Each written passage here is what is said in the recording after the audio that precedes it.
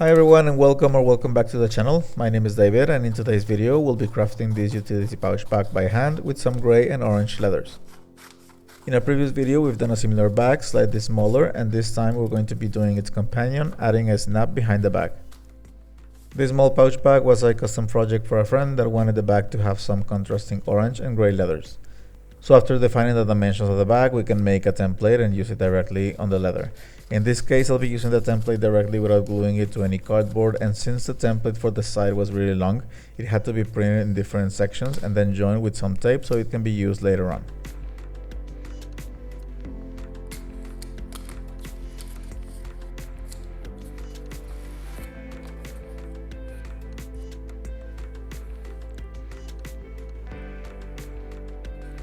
So to begin with, we need to see where the magnet of the front panel is going to go and then keep it fixed to the leather with some glue.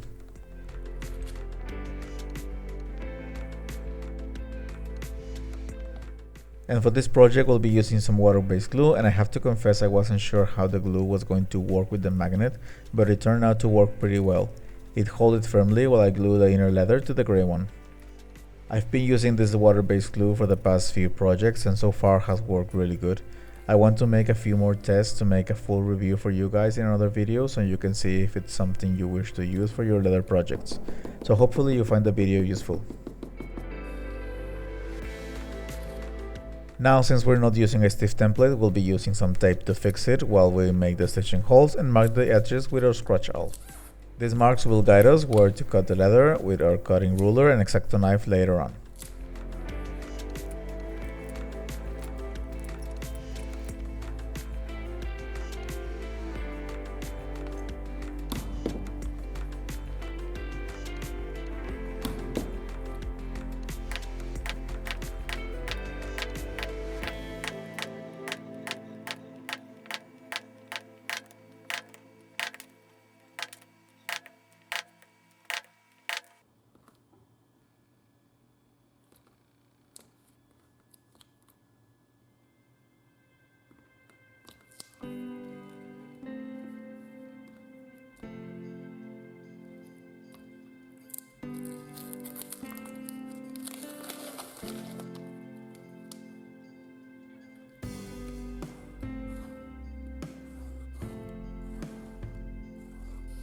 Now when it comes to cut out the leather piece, since the leather was very flexible and soft, it was best to cut it out passing the blade several times on the same spot instead of trying to cut out the piece in one go to avoid bending or flexing the leather and ruining the piece. So it's just a little bit of patience there and it'll be fine. To round the edges of the bottom of the bag, I ended up using a coin and passed the knife in different angles until it cut out the excess on the edges. Now these parts are still going to be sanded, so there's no need for them to be perfectly cut out. At this point we can start stitching the upper side of the panel, and to do so we need to measure the length of the stitching run, and since this is a thin section we can multiply the total run by 3 and add 30 centimeters or 12 inches more or less to work with the needles comfortably.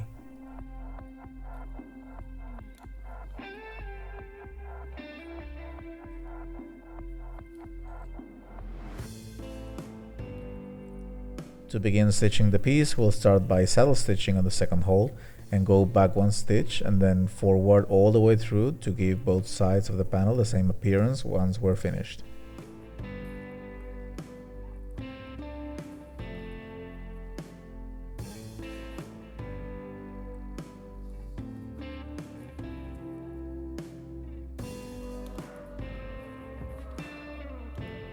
Once we're done with that, we can use a leather hammer to flatten the stitches and paint the sides. Now in this case I'm using a gray Angelus acrylic paint, and while it's not what I would commonly use to paint the edges, it turned out pretty decent.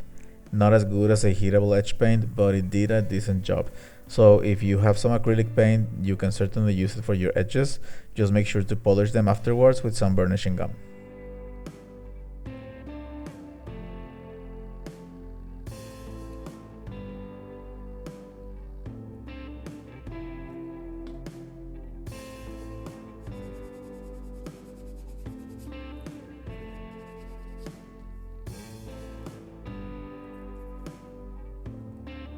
And once the front panel was ready, we can move on with the orange side, and we'll do exactly the same for this part as we did with the first one. In this case, however, we'll finish both edges of the sides before moving forward with the back section of the pouch.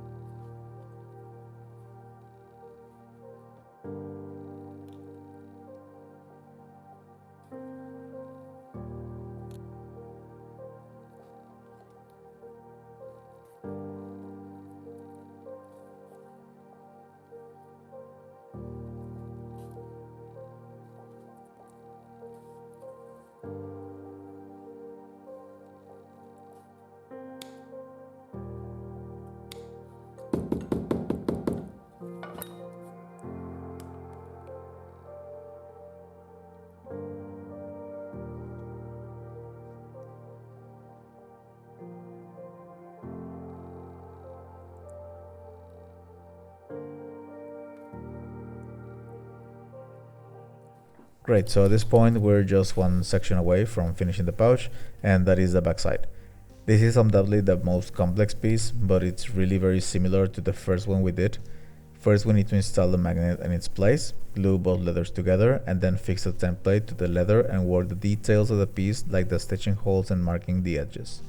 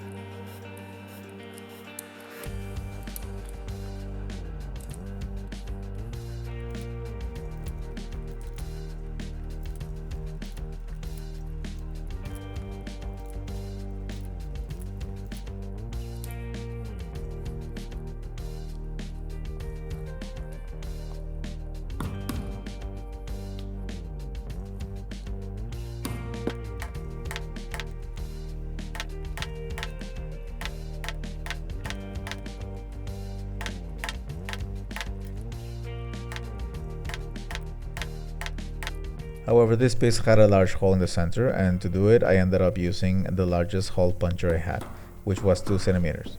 And since the diameter was too small for the design, I had to make little holes along the edge of the circle until the large hole was made.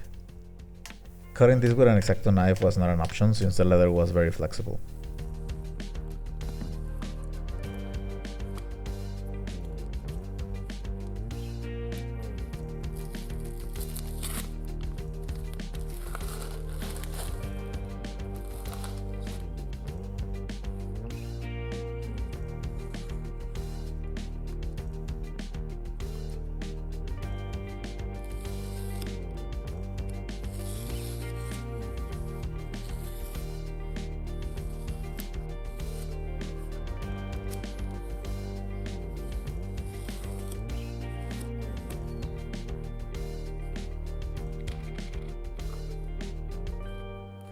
To round the bottom edges of the part, again I used the same coin as with the front part, and for the rounded edges of the flap side, I went on and used the template over the leather, free of any tape.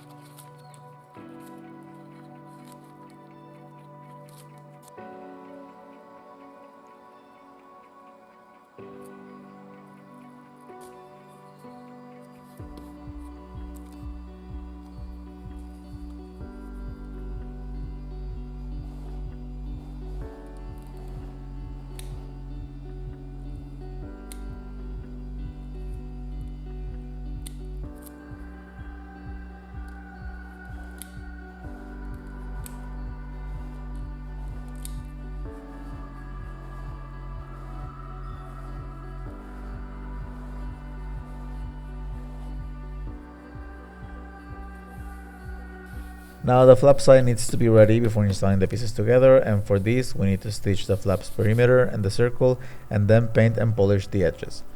To do so, I used a pair of diamond chisels and a poly mallet along with the linen thread from filo chinois I've been using for other pieces, and the acrylic paint and Tokonoli burnishing gum.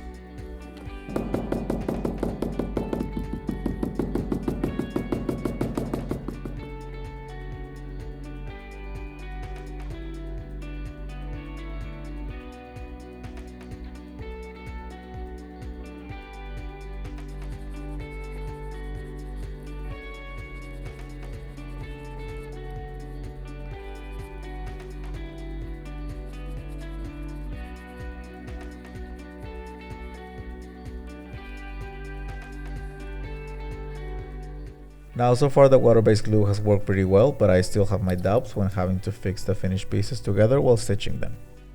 They don't need to be strongly fixed, just hold tightly while working with them, but still didn't feel the glue was going to be strong enough, so I went on and used a stronger glue just to hold them together while I was stitching the parts together, and used some office clamps along the way as well.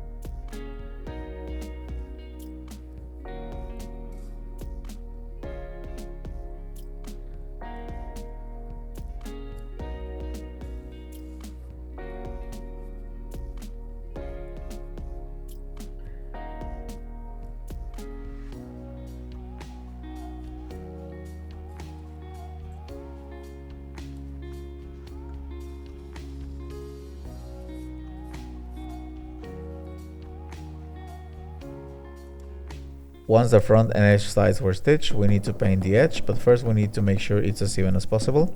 And for that, we can use a Dremel tool or a 60 or 100 grit sandpaper, and then we can proceed to paint and polish the edge.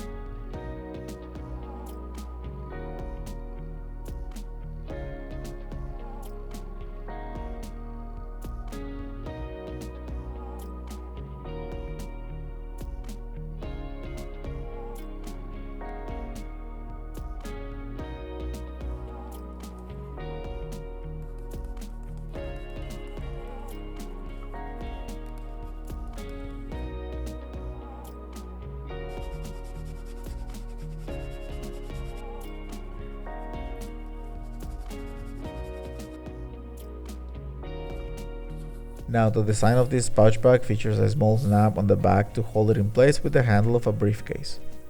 So before installing the backside to the assembly we just stitched, we need to work with the snap section first. To begin with, we need to glue 2 pieces of leather and install the first half of the snap on the edge of the piece. Now a quick side note, leather snaps usually come in 4 pieces that need to be installed with special tools, so if you're planning on working with them, just make sure to always double check you have all the tools you need at hand.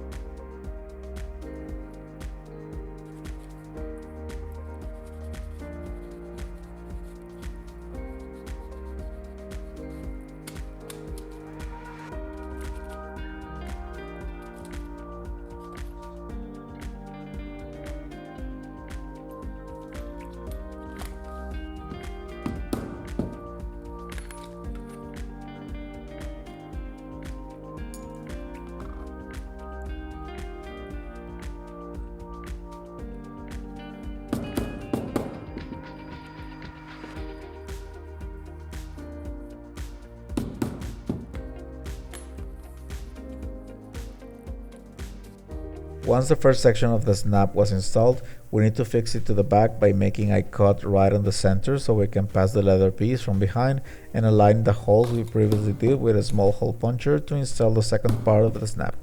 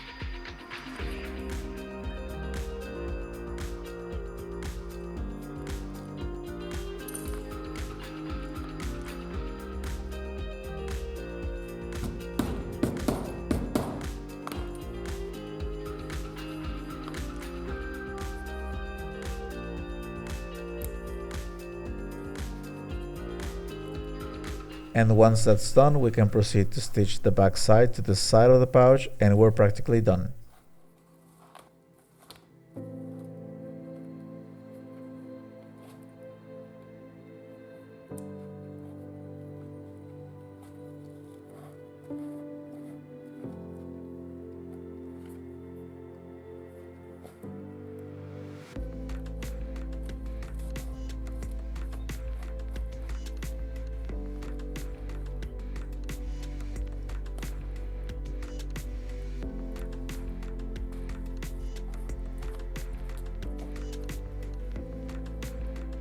Now, as a final note, since we're using acrylic paint instead of traditional edge paint, it's best to flatten the edge once the paint is dry to make sure we have the best result as possible with our polishing gum, and once we're finished polishing the edges, we're done with our project.